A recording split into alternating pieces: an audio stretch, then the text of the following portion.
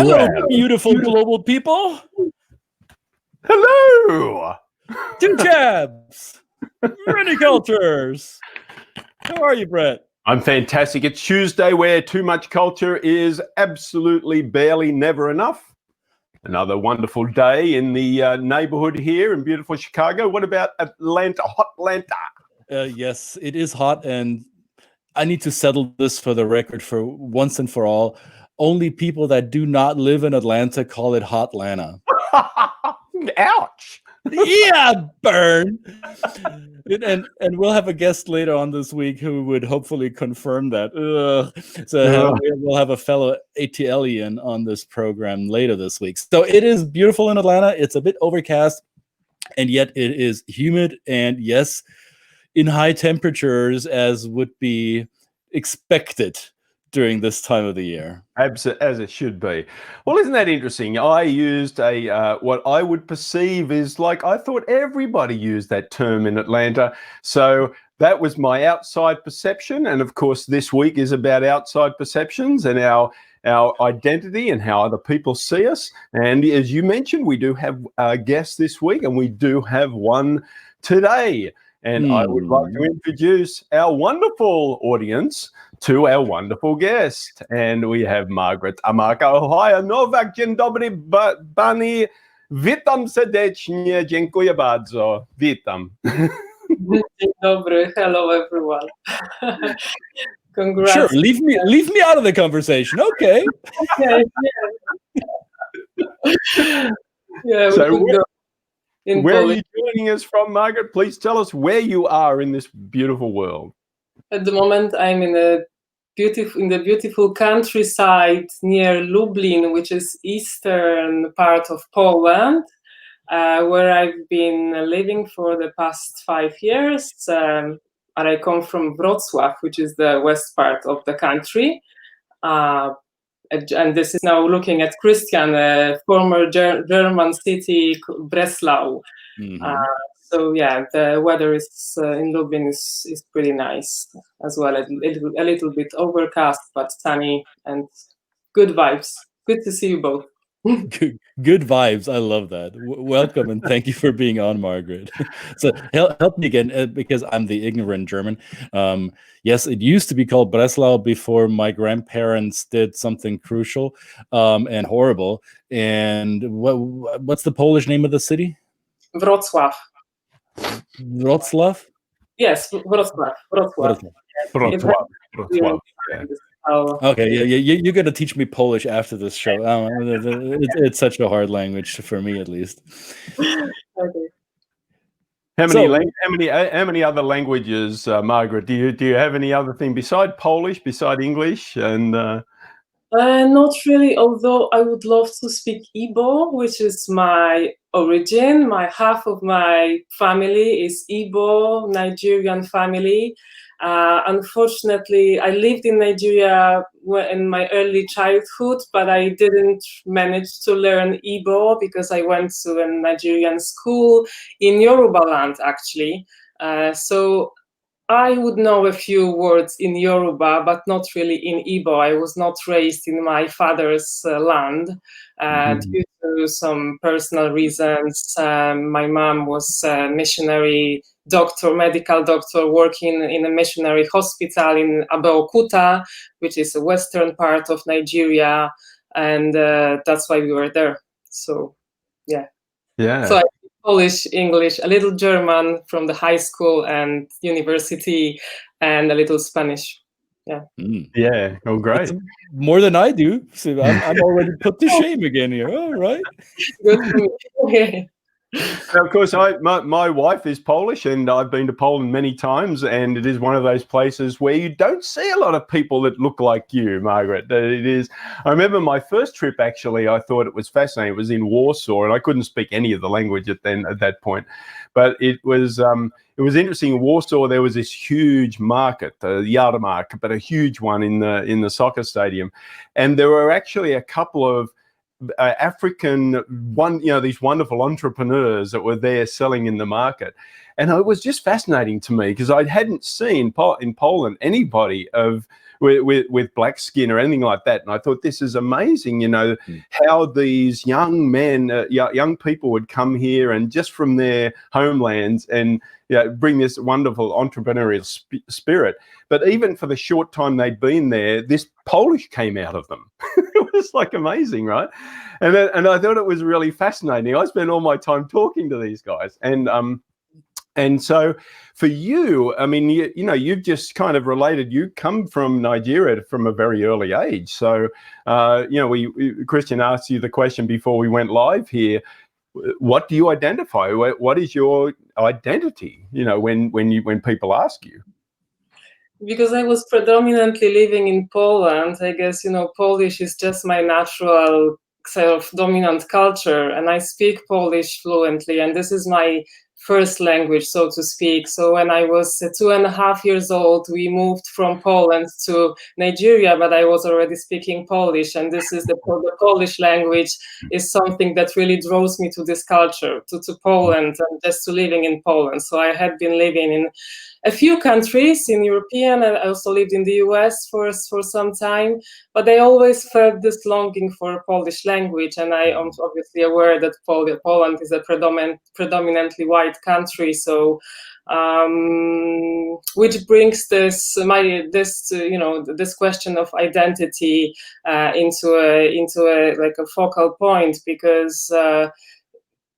But it's not only in Poland that I was not perceived as my real identity was, because I'm usually in Poland, obviously, before I speak, before I say something, I'm always perceived as a foreigner, or I'm actually complimented when I speak Polish. I'm complimented for my commandment of Polish, that I am, your Polish is so fluent, and so on and so forth in Poland. I see the comment by Tayo right now, so fellow Nigerian. Fellow Nigerian, yeah. Hello, Kedu. So so in Nigeria, it was very similar during my childhood. I have very similar memories that I was not perceived as one of them because I was called Oyibo, which is used for a white person. So I was similarly, but not parallelly, but for different reasons, excluded. So this feeling of not belonging to any community kind of went with me during my early childhood and my youth, and so on and so forth. And now it's not there anymore because I found a different point of reference, not being identified by others, but that I can choose who I can be, and even though this identity is oftentimes imposed on me, and it's shaped by what others think. Before they meet me, before they speak to me, they already have these misconceptions and preconceptions about me and my identity, who I may be, and so on and so forth. And this is partly shaped by the lack of representations of people of color and African and Black people in Poland in real life, and lack of interactions, especially in the countryside and in smaller cities. And Brett mentioned Warsaw, which is obviously a more multicultural place, and definitely more comfortable to be if you are more visible in the society. So I have a question, Margaret, because as a German, I'm aware that during socialist times, East Germany was a desirable place for a lot of people of color, especially from Africa, but also from Southeast Asia, fellow socialist countries, to send their talented youth to study in Europe. So East Germany, at least in university towns, had I don't want to say a fair share, but at least a noticeable number of people of color. Was it similar in Poland, or is that story different for Poland? Yeah, the story was very similar because the communist government also invited students from African countries to study in Poland. It was part of a communist propaganda, like anti-imperialist movement and anti-imperialist kind of strategy to bring people. But it was definitely in a smaller scale than it was in Germany, because I know that the Afro-German community at that time was really growing already after the Second World War. So yeah, so in Poland, the 70s and the 80s, this is when my father went to Poland. He got the scholarship to study in Poland and met my mom in the late 70s. So yeah, there was this kind of opening up to the, at that time, third world countries, right? And quote unquote, of course. Yeah. I don't want to get too political, because Poland has just gone through an election cycle, and from what I read, the country is a little bit divided, similar to the United States. There are two major camps of worldviews and political ideas. Is this affecting people of color in Poland? I would rather say that people of color are just silenced in Poland, I mean, they are kept silent. There is no discourse or anti-racist debate. The debate about racism is marginalized and excluded from the mainstream public discourse, so to speak. So there is this tendency to deny that there are any issues of racism or issues of people of color, because they don't exist. So there is this narrative that if they don't exist in public spaces, I see it as a vicious cycle, right? So if they don't exist, we don't speak about it, and we don't speak about it, so they are not visible in mainstream media, in education, in textbooks, and so on and so forth. So they are not really part of our culture and our system. So we will not speak about them. So of course, so there is. So I would say there is this strategy of mitigating the problem of that those people experience on a daily basis, especially political debate. There is lack of. You said earlier that you found a new way to come to terms with your identity. I'm curious what that is. So are you choosing to be visible? Are you putting yourself in public places so your fellow Polish people can see that I am Polish too? How are you approaching this? I guess so. It's not more so as to justify that I am Polish, that I want to be visible, so I want to show my Polish fellows that I'm Polish too.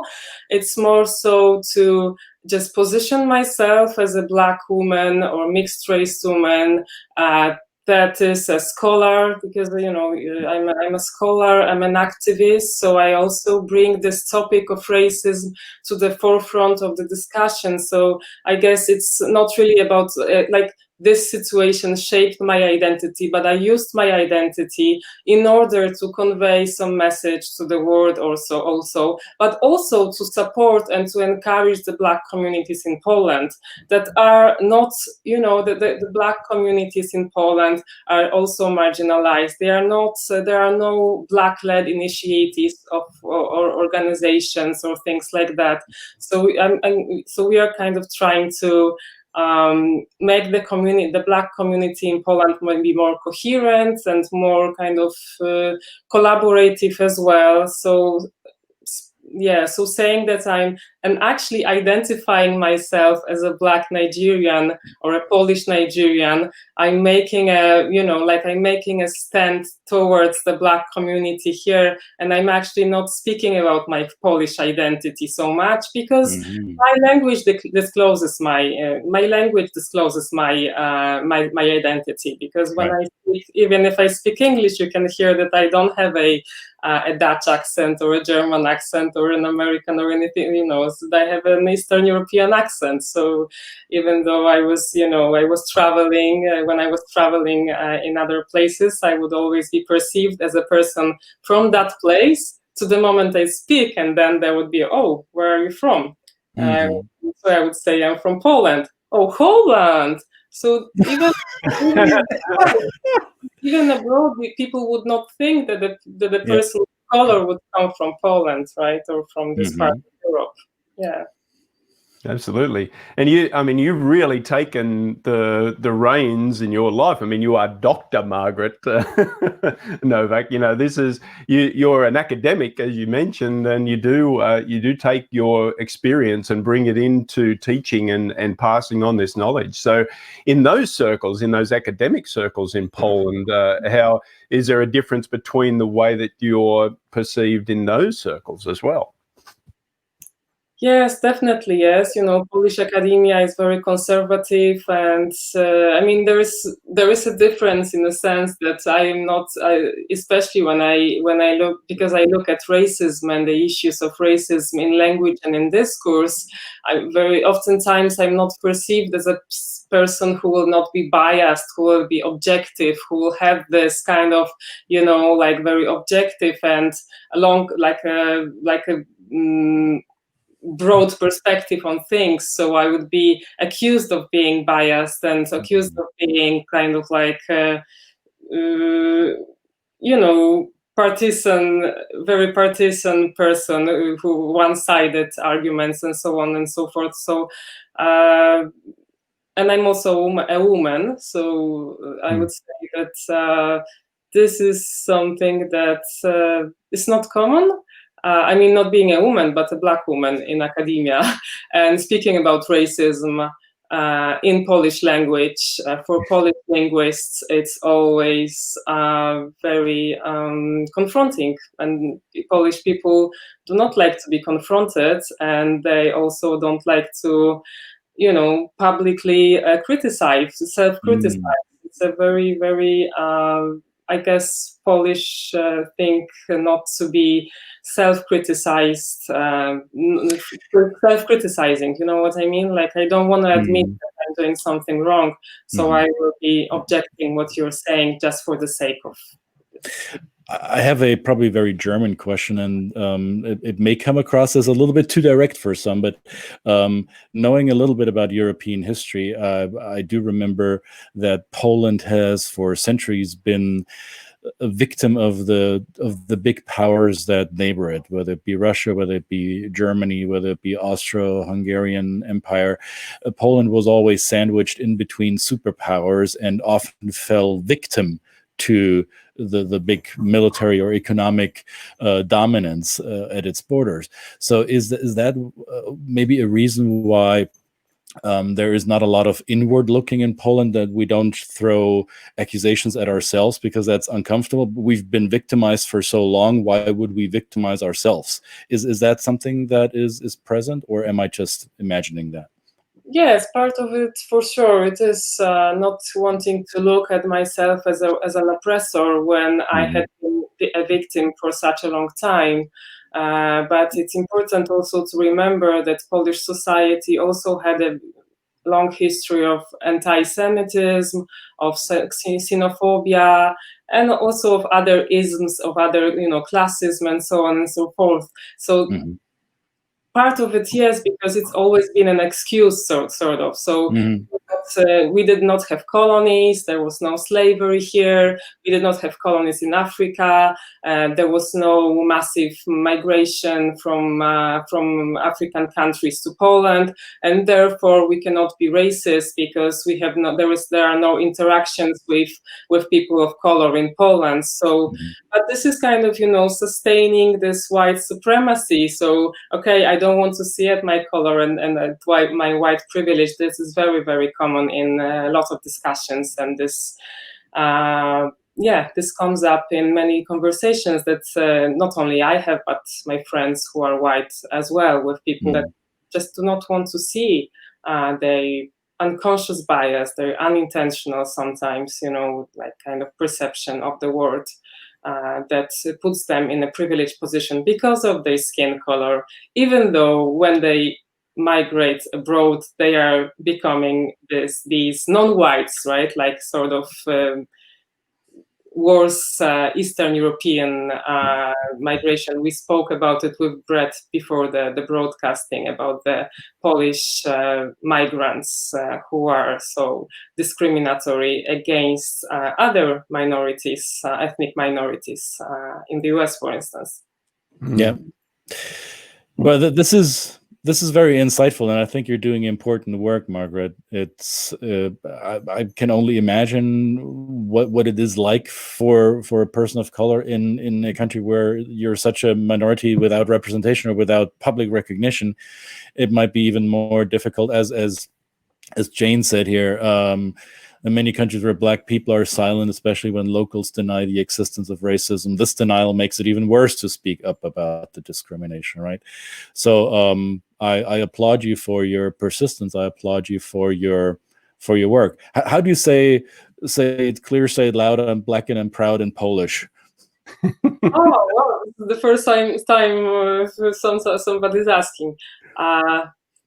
Jestem czarna I dumna z tego, że jestem Polką. There we go. Excellent. Love it. Love it. Dobrze, dziękuję bardzo, piękne.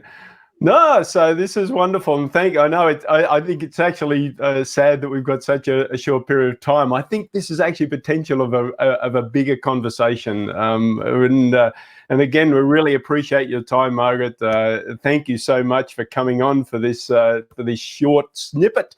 And thank you to everybody in the comments that came along. Our great friends here in the comments that always show up for us and for our guests, and they get to meet the wonderful people we're meeting. You know, we don't know Margaret that well. I came across Margaret on some other discussions in our European circles, and I'm so glad we did. So thank you. There's just one final question here. Margaret, do you have children?